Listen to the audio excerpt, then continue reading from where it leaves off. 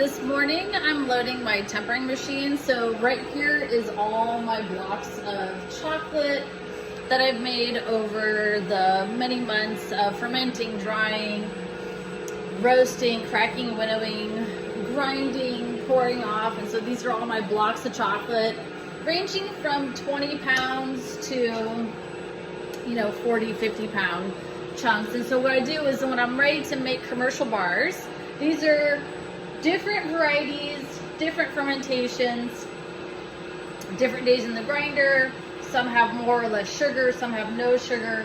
And so what I do is when I'm going to make chocolate, then I'll take several different chunks and then I put it into my tempering machine.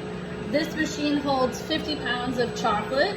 And so I'll put my 5-6 different varieties of chocolate in there. I'm gonna put the lid on. I'm gonna let it all melt out, and then tomorrow I'm going to be tempering the chocolate and making commercial bars. And the tempering process is where you're heating and cooling the chocolate, stabilizing the fat crystals. Fat crystal number 5 is the one you want, so that the chocolate doesn't melt as easily.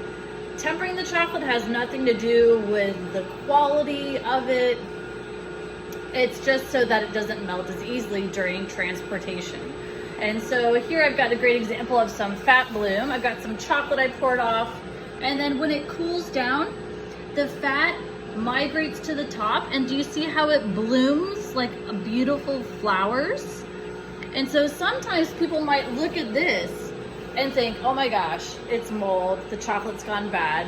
Chocolate hasn't gone bad. It's called fat bloom because the cocoa butter or the fat in chocolate is this off-white color. And so that's why you have this whitish mold looking stuff on top of the chocolate that looks like mold, but it's not. It's the cocoa butter, it's the fat. It's called fat bloom. And this is totally fine to eat. Doesn't affect the quality of the chocolate or the taste. It only affects the texture. So when you eat untempered chocolate, it melts very quickly, which is pleasurable to eat, to have it melt right away in your mouth. And it has a bit of a crumbly texture, but it melts quickly. And so that's what's lovely about it. Whereas if you eat tempered chocolate, which every chocolate bar you get in the store is tempered, when you bite it, it's hard, it's crunchy. You have to really crunch it up, and then it starts slowly melting out. And that's the tempering process. It keeps it hard and brittle so it doesn't melt as easily, so it doesn't get the fat bloom, because people don't like the way fat bloom looks. But the chocolate is still totally fine, and personally I prefer my chocolate untempered.